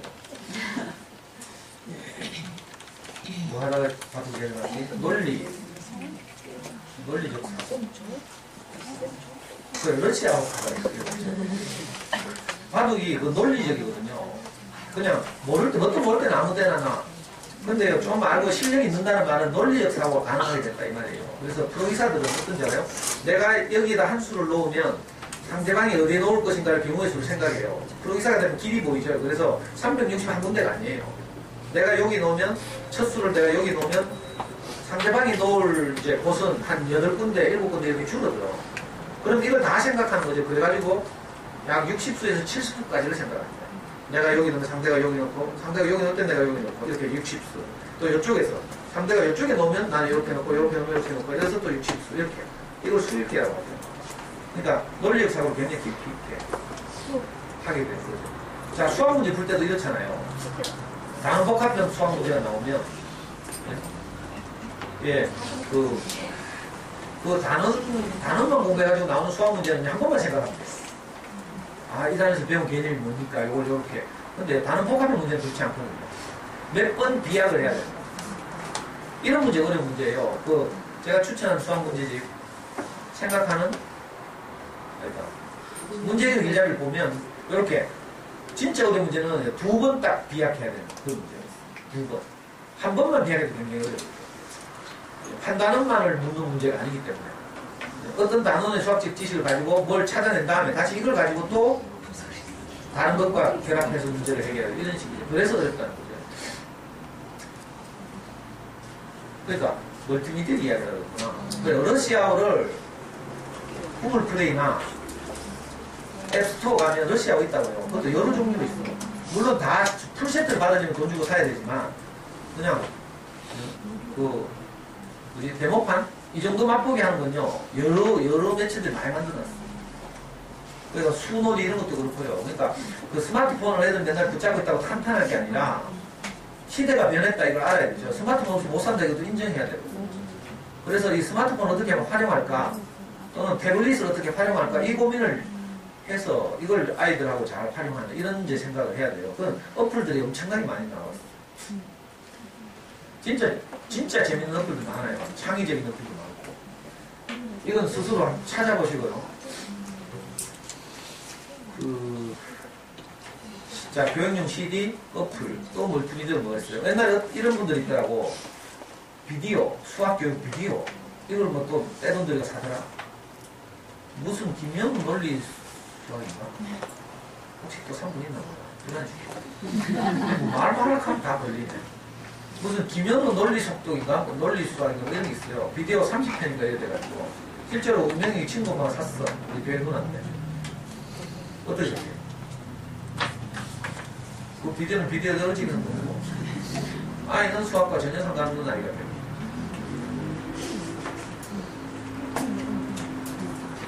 그래서 엄마들이 주로 소홀히 하는 거 제가 말씀드린 거죠. 자, 시대의 흐름에 따라서 이 어플이나 아이들이 이렇게 활용할 수 있는 그런 것들을 엄마들이 좀 고민하고 찾아보고 이렇게 해서 꼬마들이 게임을 하더라도 이런 걸 좀 이렇게 하죠. 이런 거 하면 좋고. 교육용 CD가 필요하면 나중에 저한테 말씀하시면. 그 다음에 엄마들이 소홀히 하는 것이 교구죠, 교구. 이게 가장 중요한 점이에요. 특히 어릴 때는 교구를 장난감을 많이 가지고 놀아야 돼요. 꼭 교구라고 이름 붙이기 좀 약간 좀 이상하고. 교육하면 왜냐하면 엄마들이 또 방문 선생님 떠올리니까. 방문 선생님 와서 하는 건 그건요, 이렇게 재밌게 노는 게 아니에요. 그건 수업이라 수업. 또 하나의 부담이에요. 그렇게 하는 게 아니라 집에 거실에 너집어 놓고 같이 놀고 이런 작업을 하라는 거죠. 매일 막 규칙적으로 방문 선생님 와가지고 근데 저는 했죠. 오르다 선생님 오면 막 친구하고 팀 짜가지고 하면 어때요? 져서 열받는 데다가 막 친구가 이겼으니까 박수 쳐야지. 집으로 기뻐해야지 뭐 이렇게 왠지 그러니까 이거 책에 나오는 이야기지. 누가 그래 커요? 집은 열받아야 돼. 집어도 웃으면 이거 앞으로 공부하기 어려워. 집은 열받아가지고 씩씩거리고 이래야 승부 근성이 좀 있어야 뭘 해도 하지. 제가 제일 싫어하는 게 축구장에 가서 뭐 운동하러 왔다 하는 축구장에 운동하러 와? 운동하려면 헬스클럽 가든지 뭐 산에 가든지 축구장에 오면 이기려고 근데 꼭 우리 편 있잖아요. 내 강의 듣는 아줌마의 남편이 와. 이 아줌마는 잠수원에서부터 저를 알아가 진짜 저를 좋아해요. 그래서 그 딸까지 온 가지고 우리 편에 나와. 그 남편도 이제 저하고 옛날에 술도 많이 마시고 막 새벽에 술 마시면 막 울면서 내한테 막 이야기도 하고 막 이랬더니 근데 이제 축구하러 왔어요. 처음에는 내가 막 꼬셨지. 자기는 무릎을 다쳐 축구를 못한대. 근데 옛날에 우리 서울치에 오던 엄마들하고 우리 겨울에 캠프를 2번 했거든요. 겨울 방학 때 저 경주에 있는 한화 콘도 빌려가지고 엄마들하고 애들하고 가끔 아빠들도 오거든요. 그때 같이 축구하고 그래가지고 저는 주말마다 축구를 하니까 꼬셨어. 그래가지고 이 아빠가 몇 년 전부터 우리하고 같이 축구를 해요. 토요일만 되면 오후 4시만 되면. 근데 이 아빠는 성격이 굉장히 좋거든. 저 같지 않아.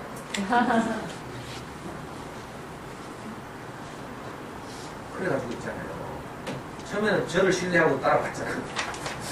근데 축구를 딱 해보니까 저 인간의 성격이 좀 저는 옛날에 소설가 누가 월드컵 때 칼럼을 쓴 게 있는데 축구는 절박합니다. 축구 좋아하는 소설가 그런 칼럼을 쓰는 기고한 적이 있어요. 내가 얼마나 감동이 됐을지. 축구는 절박합니다. 저는 일주일 내에 이렇게 여자들하고 했잖아요. 그러니까 내 성정체성이 흔들린다. 그런데 유일하게 주말에 좀 남성적인 걸 하고 있어요. 쓰고 막 하고 운동자로 쓰고 막 땀 흘리고 막 이게 진짜 난 너무 행복하거든요. 안 믿어지죠? 지금 우리의 상대방은 우리 교회 조카들 평균 30인 애들 한 팀 있고 평균 20살인 대학생 그룹이 한 팀이 뚫려요. 얘들하고 우리 팀이 시합을 한다니까. 내가 우리 팀에서도 제일 나이가 많죠. 우리 팀 개발이 다 40대 후반부터 제가 제일 나이가 많은데 아직도 우리 30대하고 하면 우리가 이겨요. 평균 31살인 애들하고 20살인 애들하고 하면 요즘 우리가 좀 이겨요. 20살인 애들은 진짜 어릴 때부터 축구만 해가지고 진짜 잘하고 그래도 우리가 마음 먹고 막 좀 멤버가 안 빠지고 나오고 이러면요 버틸만 해. 그래서 나는 이기려고 악을 쓰고 하는 거죠. 아니, 평균 30살인 애도 저보다 25살 어리잖아요. 보통 같으면 받치면 그냥 쓰러져야 되는데 그래서 나는 이기려고 막 피땀 흘려 축구를 해요. 내가 또 공격수거든. 전에 말했죠. 브라질에 호마리오가 넣은 골보다 내가 넣은 골 좀 많다 했어요. 그래서 내가 참 빠르게 그 어린 애들한테 까여가면서 내가 올렸는데 이 아빠가 수비하면서 장아이가 장난치고 골키퍼한테 백패스에다 뺏기고 골하고 막 찌질한 거야. 열 받겠어요 안 받겠어요? 하루는 내가 결국 참다 안 돼가지고 내가 참으면 안 되는데 참으면 이제 나중에 더 크게 폭발한다 했죠. 그 엄마들도 속상하면 참지만 했어요. 그냥 잽 날리고 말 걸 갖다가 나중에는 큰 날렸어요. 애들 속상하면 차라리 뭐 그 선생님 말 듣고 좋은 엄마가 돼야지 하면서 막 참고 이러면 안 돼. 좋은 엄마는 그렇게 노력해서 되는 게 아니라고. 노력해도 안 돼요. 차라리 성질대로 해. 성질대로 하면서 제 이야기만 계속 들으면 나중에 다른 사람이 되고.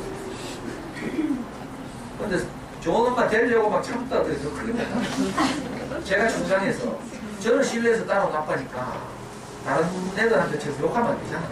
근데 참고 또 참고 나중에 한 몇 년 흘러가서 내가 결국 말했잖아요. 야이씨 이게 좀 재야겠다. 이거 기회를 주죠. 그래가지고 있잖아요. 이 아빠도 내가 막 그렇게 막 너무 거칠게 하니까 그래도 내가 나이도 6살밖에 안 어린데 자기도 나이가 46인가 이런데 자기도 열받아가지고 내한테 막 욕하고 그러고도 지금 같이 축구하고 있어요. 근데 무슨 얘기가 축구가 뭐. 그래 승부에서 아니 교구를 가지고 뭐 놀이를 하잖아요. 이거 지면 속상해야 돼. 속상하면 표현하고 근데 엄마들 또 생각해 이렇게 속상을 표현하고 승부에 대해서 인정 안 하고 이러면 나중에 커서 뭐 인정 안 하는 아이가 될까 자꾸 또 지 혼자 막 상상이 나를 뭐 매들고 나와가지고 인정할래 안 할래 제가 그놈의 생각 좀 생각, 부정적인 생각. 부정적인 생각은요 끊임없이 날개를 펴서 어디까지 가요? 동편 바다 끝까지 가요. 또는 땅속 저 깊은 음부까지 내려가죠.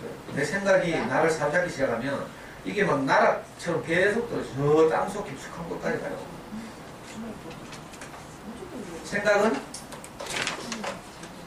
실제가 아니다. 알았죠?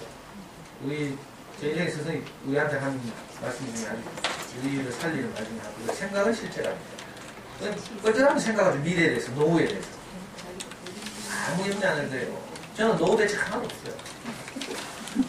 그래서 나 부모님은 걱정 안 해. 내가 지금까지 살아왔잖아요. 네, 진짜요. 옛날에 다 그런 걱정으로 오늘을 누리지 못했죠. 오늘. 인생은 항상 오늘을 사는 거거든. 여러분도 하루라도 오늘을 안 살고 내일을 살아본 사람 있어요? 없어요. 주어진 오늘을 사는 거죠. 오늘을 마음껏 누리고 행복하게 살아야 되는데 그놈의 내일 생각해요. 몇 년 후 생각하고 우리 대학 갈 때부터 뭐 꿈 생각하고 아이고 그게 아니에요. 다 자기대로 다 열심히 살게 되거든. 일부러 못 살려는 사람 없어요. 그러니까 열심히 살다 보면요 다 길이 열리고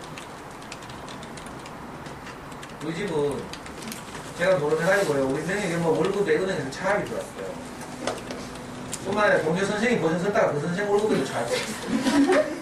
그러니까 우리 와이프가 학교생활 하겠어요. 쪽팔려가지고 월급이 은행에서 차압이 더 어떤가 하면요 월급의 반을 은행에서 이제 가져가고 나머지 반에 대해서 제세 공과금 띄고 뭐 띄고 그러면 우리 명예 엄마 손에 들어오는 게 몇십만 안 됐어요. 20년 전에. 거기다가 제가 은행 빚만 적겠어요. 사채, 개인도, 그리고 소위 요즘 캐시앤러시 계사품, 단박대출 계사품, 사금융. 이런데 원래 노름하게 되면요. 할 수 있는 모든 곳에 손을 벌리게 돼요. 그러니까 노름한 사람이 빚이 요각하면서 이것만 도와주면 내가 다시는 안 할게 이렇게 하면 그 믿음 안 돼. 항상 그 사람은 노름 빚이 일부만 많아, 일부만. 급한 거. 거기 또 좋은 마음으로 도와주죠. 나중에 밑 빠진 독이 돼. 한 5번 도와주다가 이제 이거 아줌마씨가 안 도와준다 하면 그럼 어떻게 돼요? 원망이죠. 5번 도와주면 생각이 안 나. 한 번 안 도와준 것 때문에 원망하고 관계 때문에. 혹시 친정 동생 중에 이런 분이 있거든. 아예 안 도와줘야 돼요. 노름을 끊는 유일한 방법은 돈을 구할 때 하나도 없어요. 왜? 그 중독이기 때문에. 엉뚱한 탕. 우리 이거 그랬는데도 불구하고 지금 살아있어요. 어떻게 살았나 몰라. 그러니까 아무 걱정하지 마세요. 혹시 미래를 걱정하지 말고 오늘을 내가 행복하게 사는 거예요. 미래를 염려해서 오늘 내가 불안하고 이래가지고 불안하면 어떻게 돼요? 결국 가족들한테 신경질 내고 짜증 내고 그 다음에 오늘 망치는 거죠. 그리고 하루가 흘러가고 또 오늘이 오고 사람은 환경에 적응하게 되어 있어요. 그래서 형편이 어려우면 어려운 대로 다 살 수 있어요. 저는 지금 생각하면 어떻게 사는가 몰라. 저는 대학 다닐 때 옷이 하나도 없었어요. 빨아먹고 다닌다? 그건 아니에요. 우리 형이 입다 버려놓은 옷 있죠. 우리는 뭐 엄마 혼자서 살았으니까 키웠으니까 우리가 돈이 있겠어. 형도 옷 없겠지. 근데 이제 형이 입다가 낡아서 버린 옷 있죠. 그 방구석에 돌아다니는데 그거 입고 그것도 나는 좋아가지고 있죠. 형이 입던 옷이야. 그러면서 내 대학 다닌다. 지금 생각 어떻게 다니는지 모르겠어. 우리 엄마 혼자 성문시장 지하에 있는 그 김밥 많은 집에서 우리 어머니가 주급받으면서 이렇게 생활했거든요. 그 김밥 만들고 약밥 말고 뭐 이런 거 돈 얼마 받겠어 주급받아서. 근데 우리 형과 제가 대학을 나왔잖아요. 물론 뭐 장학금도 받고 뭐 교회에서 돕고 뭐 이렇게 했죠. 하여튼 다 살아남더라고요. 사채업자들한테 쫓겨가지고 제가 운명이 엄마하고 결혼할 때 전세 1,000만 원짜리 집에 살았어요. 근데 그 전세 계약서를 맡기고 사채를 빌렸기 때문에 나중에 집주인한테 사채업자하고 제가 같이 찾아가야 돼요. 이제 그 전세금을 내한테 주면 안 되고 사채업자한테 줘야 됩니다. 그래서 사채업자 그 회사의 직원하고 저하고 우리 주인 찾아갔잖아요. 그래서 이제 주인 어르신한테 제가 무릎 꿇고 제가 이제는 잘못 살아서 빚이 져서 이렇게 전세금을 이렇게 담보로 돈을 빌렸습니다. 그러니까 저한테 돈을 주지 마시고 이 아저씨한테 주십시오. 그리고 우리가 그 전세집을 쫓겨나서 지금 저 이현동 현미동 옆에 이현동이 저 공간인데 거기 월세방으로 제가 쫓겨갔어요. 제 인생에 가장 비참할 때죠. 그때가 32살? 33살 이렇게 보조금 100만원에 월세 12만원, 13만원 하는 그 재래식 화장실 밑에 구덩이 막 쥐가 막 굴러다니고 방 한 칸에 조그만 홀, 피아노 교실, 아주 조그만 피아노 교실 하는 그런 가게 있죠, 길가에. 그런 집이었어요. 지금 생각하면 그날 밤에 제가 잠을 못 잤거든요. 짐을 풀어놓고 방 한 칸에 이제 명희하고 명희 엄마는 들어가 자고 있고 난 그 홀, 이제 홀에 장판 깔고 이제 거기 뭐 책도 놓고 이렇게 했는데 그날 밤에 잠이 안 오더라고요. 우리 아이한테 너무 미안하고 우리 와이프한테도 말은 못하겠죠. 자존심도 있고 앞뒤를 막막하고 정말 미안하더라고요. 그날 밤에 잠을 못 잤어요. 너무 비참하기도 하고 그래요. 근데 신기하게도 그 절망적인 날들이 다 지나갔던데 그때 나 지금 생각나도 도망가기 전이에요. 그래가지고 제가 반성을 했잖아요. 아, 내가 바둑두고 논에서 있구나 반성을 해가지고 다시 운동권으로 돌아갔어요. 내가 할 수 있는 게 그 당시에 내 삶의 동주가 그밖에 없어요. 내가 운동권에서 정의롭게 살았어야 되는데 그때 내가 조직이 깨지는 바람에 제가 산호맹이라는 조직이 있었다 했죠. 남한사회주의 공동체인데 안기부 일망타진당해가지고 우리 조직에 서울에 있던 애들 다 잡혀들어가고 이래가지고 내가 이제 일거리가 없으니까 그 조직도 직장이거든요. 우리 운동권에게. 그래가지고 반성한 것이 다시 성실하게 살자, 정의롭게 살자 이거죠. 그래가지고 그 이현동에서 제가 한 일이 뭔지 알아요? 농공공단의 위장치료다. 지금 농공회가 평화산업이라고 있어요. 자동차 부품 만드는 거, 고무 부품 만드는 거. 평화산업에 제가 학력 수익으로 위장치료를 해요. 그러니까 한 달에 28만원 주더라고요. 32살 이렇게. 시급 1,080원. 그러니까 8시간 일하면 28만원. 너무 적잖아요. 그러니까 잔업하고, 야간하고. 그렇게 제가 다시 시작. 근데 하여튼 어찌어찌 해가지고요. 지나왔어요. 그리고 점점 나아졌죠. 그때 빚이 뭐 얼마나 많았는데. 노는 빚 다 갚고요. 우리 목사님 만나고 나서 한 5년 지나니까 내가 빚을, 우리 형도 좀 몰래 도와주고, 우리 좀 몰래 도와주고. 엄마도 형한테 용돈 받는 거 모르셨다가 다 내주고. 우리 와이프도 뭐 하고 이래가지고. 저한테 제 얼굴만 보고 장장에서 저한테 돈을 1,000만원 빌려준 형이 있는데, 동네 형이 있는데, 처음 보는 때, 후배 소개로 만났는데, 물론 이분은 이자를 받고 싶은 욕심이 있었겠지. 1,000만원 빌려주면 선이자 40만원씩 뛰고, 4분 4분. 그 40만원 바로 뛰고, 960만원 잡을 수 있어요. 그러니까 그 이자 욕심이 났겠죠. 근데 얼굴 보고 빌려준 거야. 왠지 얼굴이 믿는데 안 돼. 나중에 제가 파산한 다음에 이분한테 내가 무릎 꿇고 정말 죄송합니다. 제가 인생을 잘못 살았어. 지금 노름하는 바람에 이렇게 완전히 폐가만 보냈습니다. 형님이 제게 기회를 주시면 내가 성실히 위해서 언제라도 갚도록 노력하겠고 형님이 너무 속상하시면 저를 감옥에 처해든지 어떻게 하시든지 내가 형님 책임을 맡기겠습니다. 하니까 이 형님이 저를 위로하고 경정하고 그래 김군 힘내게 합니다. 나는 기다릴 수 있네. 그리고 이분한테 내가 5년쯤 지나가지고 나중에 이분도 다 많이 가지고 있잖아요. 애들 고등학교 등록금이 없더라고.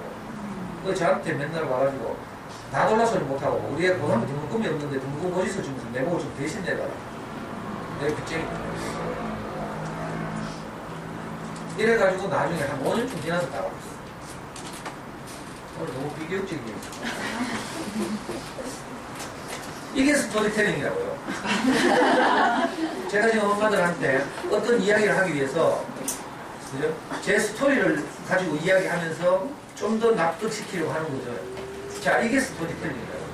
수학 공부도 마찬가지. 수학 교육에서 스토리텔링이란 뭔가 하면 아이들에게 수학적 개념을 더 쉽게 알게 하기 위해서 아이들이 알아들을 만한 실생활에서 접할 법한 그런 상황들, 부엌에서 일어나는 것, 이런 것들을 가지고 아이들이 쉽게 이해시키고 납득시키는 이 작업. 이게 스토리텔링입니다. 그러니까 그 수학 관련 동화책 이런 거 많이 읽어요. 그 수학 공부하고 책은 상관이 없다 이런 생각하면 안 된다고. 그래서 교과서에도 그런 이야기들이 많이 들어가 있고, 실제로 우리 시중에 보면 수학 관련 재밌는 동화들이 엄청나게 많이 쏟아져 있어요. 그 잠수의 수학책 부록에 보면 뭐 너무 많아서 문제라고 했죠. 너무 많이 다 추천했다고 다. 그래서 저건 추천이 아니고, 그러니까 교구를 가지고 먹는 거. 교구도 이제 제가 하루 날 잡아서 아이들이 할 만한 여러 가지 장난감 있는 교구들을 소개하고 할 텐데, 수학책도 마찬가지예요. 수학 관련 책도 따로 한 줄을 잡아서 이 아이들이 어떤 책을 읽히면 좋을지. 그러니까 자, 엄마들이 연필과 종이로 하는 것이 수학 공부의 다다 이런 생각에서 벗어나야 하는 거죠. 그래서 다른 작업들을 좀 해봐야 되는데, 실제로 저는 그렇게 많이 했고요. 그리고 지난주에 잠깐 말씀드렸지만 7번, 엄마들이 수학 교육에 대한 관점을 혁명적으로 바꾸기 위해서는 이 수학 체험전을 꼭 경험해봐야 돼요. 우리는 연필과 종이로 문제 풀고 그 식 세우고 정답 찾고 이게 수학 공부의 단줄 알았는데, 수학 체험전을 딱 가보니까 내가 큰 충격을 받았어요. 저는 우리의 초등학교 5학년 때가 수학 체험을 참가했는데 3학년 때가 참가했는데 내 눈이 번쩍 뜨이더라고요. 그리고 그 후로 제가 강의 때마다 그 수학 체험을 소개했어요. 항상 7월 초가 되면 제 강의 듣던 엄마들이 그 지방 어떤 대학에서 수학 체험전을 하면 아빠들 모셔가지고 같이 가기도 하고, 교대 우체 엄마들 버스 대절을 같이 가고 이러더라고요. 근데 갔다 온 사람들의 공통적인 그 소감이 뭔지 알아요? 남편들이 같이 따라가면 차 운전하잖아요. 아빠들이 하는 말이 와이프를 무시하라고 했어요. 수학 체험전 딱 갔다 오고 뭐라고 하는 줄 알아요? 당신 이거 우야. 아빠들이 신기해가지고 그것을 막 하고 있다니까. 조작하고 막 실습하고 이런 거 하고. 자기들도 한 번도 안 해봤거든. 진짜 큰 충격을 받아요. 그리고 수학교육에 대한 내 마인드가 넓어지는 거죠. 야, 우리 아이들도 이렇게 이해를 해야 되는데 맨날 막 종이에 인쇄되고, 그리고 그걸 연필로 푸는 거 이게 다였어. 근데 수학체험에 가보면 진짜 기발한 그 교구들 많아요. 교과과제에 나오는 모든 수학적 개념들을 다 교구로 만들어놨어요. 포물선이 어떻게 생기는지 이런 거 우리는 모르잖아요. 원기둥을 가지고 이렇게 이상한 비편을 어떻게 잘라. 그럼 뭐 단면에 이 그림이 있어요. 이게 포물선입니다. 이걸 수학교사들, 중고등학교 수학교사들이 다 직접 만들었어요. 그래가지고 그 해마다 대학을 빌려가지고 그 대학의 수학교육 학생들을 알바 고용해가지고 수학적 개념들을 아이들하고 직접 해보고, 거기서 뭐 만들어 보기도 하고, 예를 들면 정 24면체 이런 거 직접 만들어 보기도 하고 이런 거. 진짜 재밌어요. 수학사랑 매스러브점 5할점 수학사랑 거기서 주최한 거예요. 수학사랑이라는 게 법인인데, 사단법인이긴 한데, 그 전국에 있는 수학교사들, 중고등학교 수학교사들의 모임이었죠, 원래. 근데 이게 점점 발전해서, 여기 가면 이제, 수학 관련한 중요한 교구들도 팔고요. 수학 체험전도 하고, 지나가는 수학 체험전도 자료도 있고, 수학 관련 도서도 많이 모아놓고 있어요. 물론 초등 저학년들이 뭐 수학사랑 가가 되겠나만, 그 수학 체험전은 초3 이상이면, 제 생각에는 해마다 한 번씩 가야 되죠. 저는 해마다 갔거든요. 여름만 되면. 그래서 옛날에 충북대학교 할 때도 갔고요. 광주 비엔날레 전시장에서 할 때도 갔고, 부산대학교에서 할 때도 갔고, 창원대학교에서 할 때도 갔고, 우리의 고등학교까지 계속 갔어요. 또 제 강의들마다 다 가고, 우리 교회 애 키우는 애들 다, 아줌마들 다 제 영향을 받으니까 다 가고. 거기 가면 이제 학교에서 단체로 가요, 단체로. 그래서 오후에 가면 안 돼, 오전에 가요. 예를 들어 부산대학교 산다 하면 부산 지역에 있는 모든 중학교가 거의 다 수학교사들 인수로 체험 그걸 하러 와요. 그리고 수학 학원들, 이런 거, 뭐, 명문 수학 학원들 있죠. CBS니 하늘물리 뭐 이런 데서 다 학원생들 봉고차 켜고 다 몰려오고 그러니까 개인적으로 체험하면 오전에 갈 거예요. 근데 다행인 것이 요즘에는 이 수학 사랑에서 아예 남양주 어딘가에 폐교를 인수해가지고 수학문화원이라는 걸 만들었어요. 그 수학문화원에 가면 상설전시야, 상설전시. 그 남양주 이런 데 도자기 체험 이런 거 하러 가거나 하면서 여행 가면서 거기 가서 체험해봐도 되죠. 아니면 혹시 여기에 어머니의 뭐 임원 이런 분도 있으면 학교에서 수학사랑을 초기만 돼요. 돈 들어서 학교에서. 그래서 전교생들을 그 체험을 하게 할 수 있어요. 이거 꼭 해보시라. 그러면 아 우리 아이의 수학 공부, 수학 교육에 대한 내 마인드가 확 달라져요. 특히 아빠들 데리고 가요. 이거 보면 아빠들이 뭐지 그 가치를 빨리 알아. 엄마들은 이게 멍멍하고 옆에서 커피 마시면서 자기들끼리 수다 떨고. 근데 아빠들은 안 그래요. 아빠는 아이들하고 직접 섞여가지고 막 해본다니까. 너무 신기하고 이러다. 제가 옛날에 겸이네 처음 만나가지고 겸이엄마가 제 강의 듣고 이제 이웃이 됐잖아요. 그러니까 7년 전인가 만난 지 한 1년쯤 된 겨울에 우리 가족하고 어제저 단골로 나오던 우리 교육 후배가 있던 영인의 가족, 현원의 가족하고 겸이네 가족이 네 가족이 강원도 여행을 왔어요. 그 이런 거 유명한 박물관 있는데 강원도가 강릉에 가면 추궁기 박물관 뭐 이런 거 있잖아요. 그리고 뭐 저 바닷가로 가면 뭐 북한이 넘어다 들킨 그 잠수함 이런 것도 전시되어 있고 뭐 이런 데 같이 다녔는데 겸이 아빠가 있잖아. 얼마나 그런 거 좋아하는지 내복하더라고 옆에서 겸이 막 못 듣게. 저는 이런 거 진짜 좋아하는데요. 우리 와이프가 너무 싫어해요. 그래 같이 못 다니까. 그러면 걸어다니고 싫어해가지고. 오늘 여름에 휴가 가서 있잖아. 항상 반에만 있고. 겸이 아빠만 겸이하고 겸 수영하고. 근데 거기 강원도 가니까 저하고 같이 체험학생 하러 다녔는데 겸이 아빠가 진짜 좋았어요. 그래가지고 가는 박물관마다 겸이 아빠가 가서 그 뭐죠? 이게 뭐라 하나 이거. 팜플렛 같은 거 다 받아서 읽어보고 그걸 따라가고 막. 아빠들이 진짜 이런 거 좋아해요. 왜? 아빠도 원래 이렇게 크고 싶었거든. 근데 우리 부모님들이 이런 거 모르잖아요. 그러니까 우리도 그냥 대충 걷고 이러니까 그게 너무 안타까운 게 안타까워.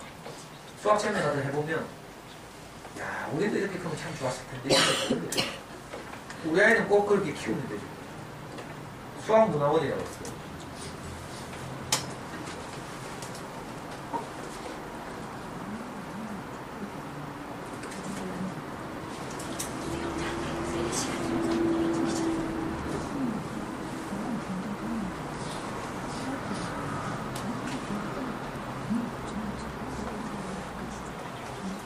학교 강의보다 이게 프로젝트 강의가 이렇게 좋은 게요.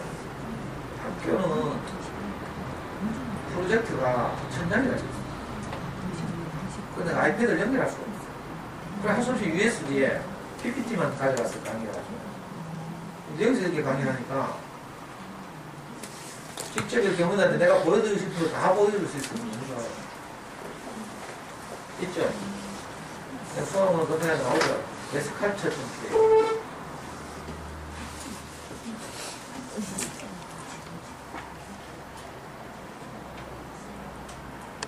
여기 와서 했던 뭐 사진도 있고, 자, 여기까지 안내해 드렸습니다. 그리고 나머지는 이제 어머니들이 직접 알아서 이제 하시는지 알고. 내가 끌고 다닐 수 없잖아요. 제가 옛날에 그런 엄마들 제고 그것만 해라 하더라고요. 제가 우리 애 어릴 때 진짜 전국을 돌면서 체험학생 많이 다니고. 그리고 잠순에 그거를 많이 써올렸어요. 그러면 잠순 엄마들이 제가 올린 걸 그대로 프린트 해가지고 그 코스 그대로 가고 내가 가던 음식점 그대로 가고 또 우리 맛집 좋아하죠. 맛집 비요. 가는 곳마다 맛집 있어요. 옛날에 엄마들이 많이 그랬어요. 잠순에 뭐 요즘 우리 애 크고 나니까 내가 여행 다니는 기억을 지난번에 이렇게 팀을 짜서 가든지 여름이나 이럴 때 방학 때나 근데 꼭 이런 데 다녀보세요. 그리고 아이들에게 새로운 경험을 하게 하세요. 자, 오늘 말씀을 요약하면 수학교육의 방향, 교과서 개정의 방향, 또 대학과 사회가 우리 아이들에게 요구하는 것이 무엇인지를 우리가 정확하게 인식해야 되거든요. 자, 사회가 요구하는 것은요, 생각하는 힘을 가진 아이, 소위 말하는 대학 수학 능력 시험이 그걸 평가하는 거예요. 단원 통합형 문제들을 내고 또는 학년 통합형 문제들을 내서 그러니까 얼마나 대학에서 하려고 하는 수업을 잘 소화할 수 있는가를 테스트하는 거죠. 그게 대학 수학 능력 시험. 이건 수학뿐만 아니라 다른 과목도 마찬가지예요. 그러니까 우리가 거기에 맞춰서 초점을 맞춰서 아이를 키워야 하고, 자 그러려면 수학 과목에 있어서는 종이와 연필을 가지고 하는 수학 공부에서 벗어나야 돼요. 특히 어릴 때는 그러면 안 돼요. 그러면 질리거든요. 재미없거든요. 그러면 대부분 수학과 싫어져요. 그래서 수학과 한번 빠이빠이 한 애들을 다시 수학과 만나게 하는데 진짜 어려워요. 내가 어제 그저께 수요일날 공무촌 이시아폴리스 아니 공무초등학교 가서 영어 문법 강의를 했는데 거기는 전부 100% 아파트더라. 이시아폴리스. 그래가지고 여학생들 자랑도 하고 뭐 진짜 엄마들도 많이 오고. 근데 보니까 이 경보도 어떤 엄마들이 찍었어요? 강의가 끝나고 나서 네 분인가 남아가지고 나한테 질문을 했어. 근데 신기하게 이 네 분이 똑같아. 질문. 뭔지 알아요?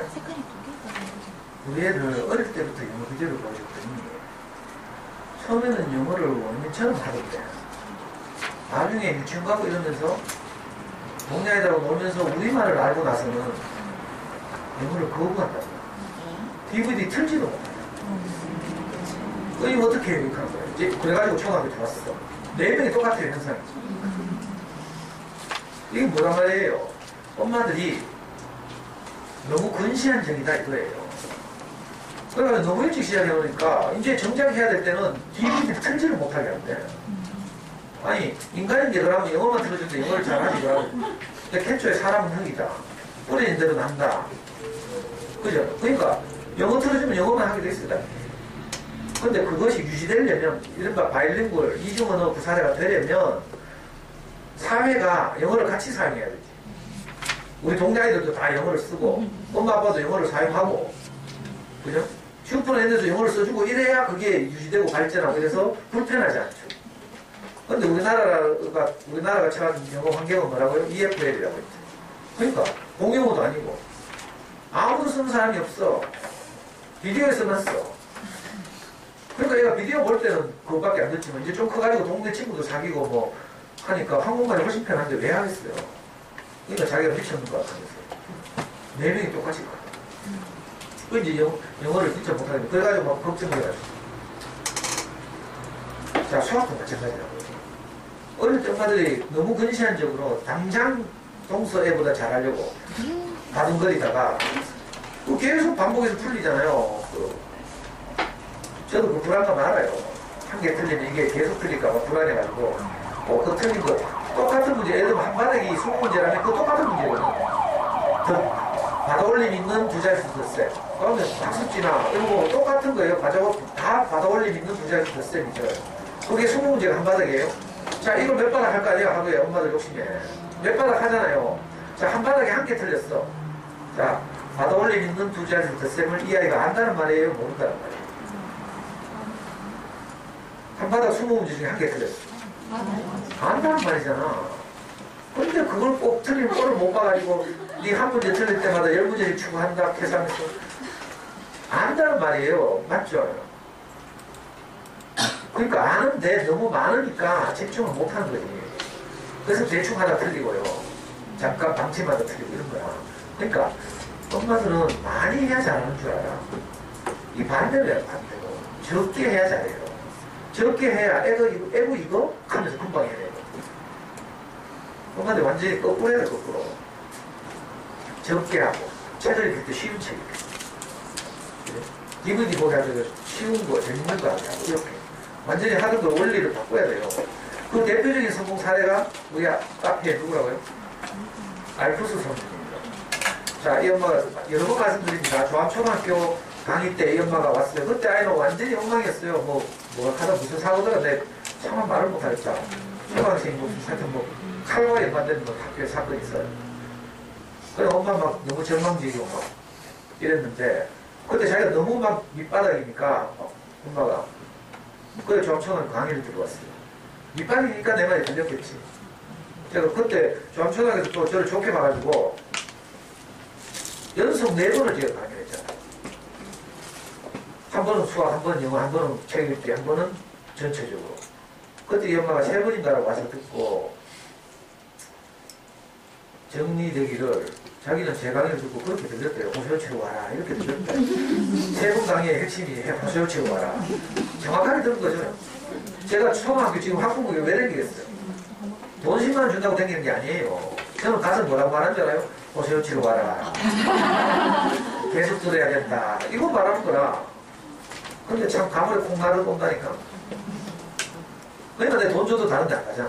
뭐 이마트 뭐 이런 데 가봐야 뭐 돈은 받지만 여기 엄마도 봐라. 계속 오잖아. 계속 오니까 내가 친해지고 이웃이 되고 내가 힘들 때 좀 도와주고 저는 말했어요. 제 강의 들은 어떤 엄마의 남편이 월성동에서 병원을 하는데 제가 식중독으로 다치고 갈 때 들고 뛰어왔다 했죠. 링겔 들고. 그래, 응급처치해줘. 제가 병원 안 가고도 살아봤잖아. 장민으로. 이래서 서로 돕는 거지. 그래서 내 엄마들, 남편들 직업을 자꾸 묻잖아. 내 도울 게 뭐 있는가. 엄마들도 자기 기능을 다 말해야 되냐. 내가 부족한 걸 도와줘야죠. 이러면서 서로 사는 거예요. 이게 사회죠, 사회. 기업의 엄마는요, 제가 못한 걸 많이 못하잖아요. 저는 남자고 비형이니까 자질구레한 거, 사소한 거 이런 걸 잘 못해요. 비형들은 굵직굵직한 건 잘하는데 섬세하고 이런 거 못해. 근데 A형 어때요? 섬세하잖아. 섬세하고. 그래서 웬만한 건 기업의 엄마한테 해야 돼. 내한테 가면 안 돼. 뭐 복사해 돌라든지 뭐 이런 거.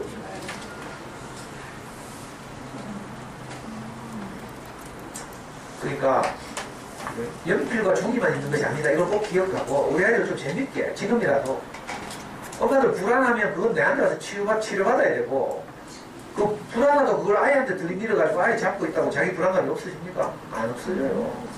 아무리 좋은 수학하고 보내봐요. 내 불안감이 사라집니까? CMS, 하늘교육 다 보내봐. 그래도 내 불안감이 되잖아요. 그 불안감을 해소하는 건 다른 문제예요. 불안감을 극복한 원인을 진짜 해소하고 싶으면 제가 하는 성경공부 모임이 나오고요. 화요일날 오늘 성경공부 하잖아요. 내가 하도 엄마들 말 안 들어가지고 어떤 엄마한테 내가 1년만 나오고 그랬어. 1년만.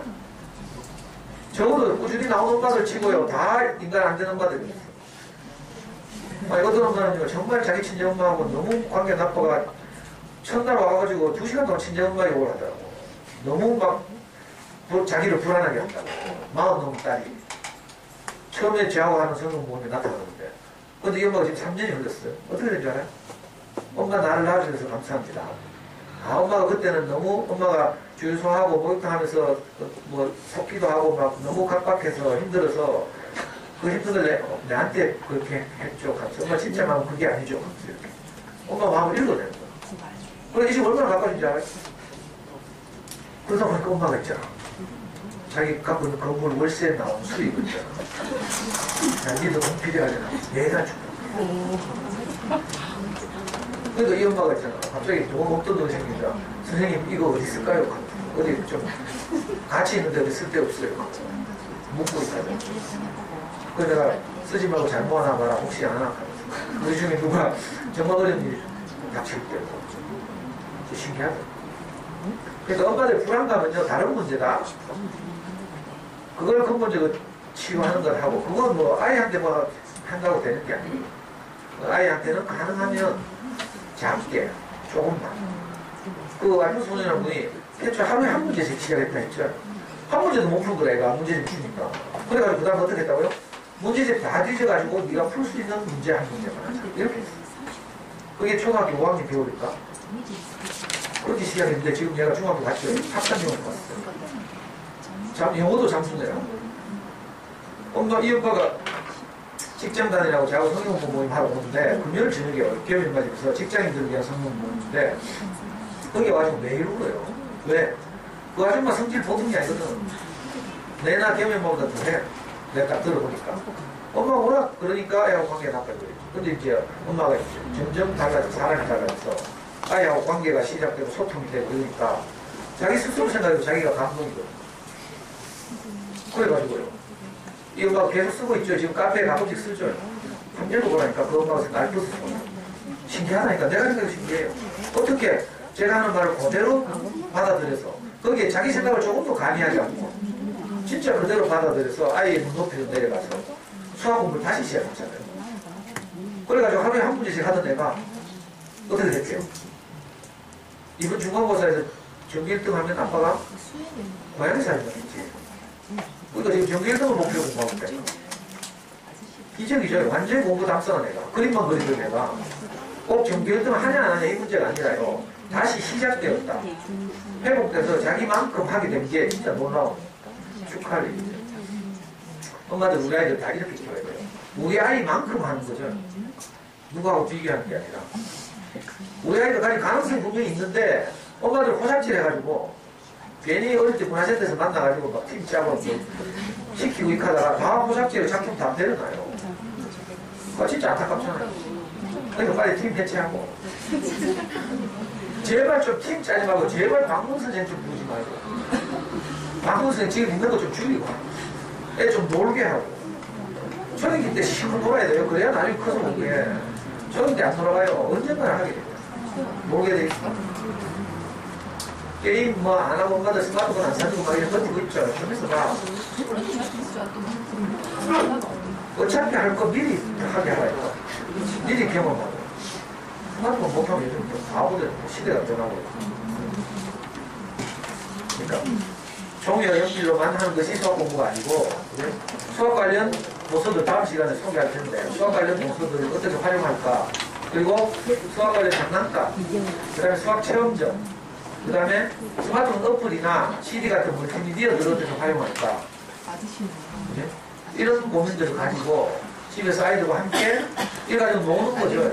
뭐 다른 거 많고 방금 선생님 뭐 그냥 못 놀잖아요. 아빠하고 애들하고 놀아야 돼. 거실에서 거실도 놓고 거실에 크리코가 늘 굴러다니고요. 소마큐가 늘 밥상에 있고 이래. 수학사랑 이런 데 가면요. 그런 유명한 그거도 다 팔아요. 아니면 에듀카 코리아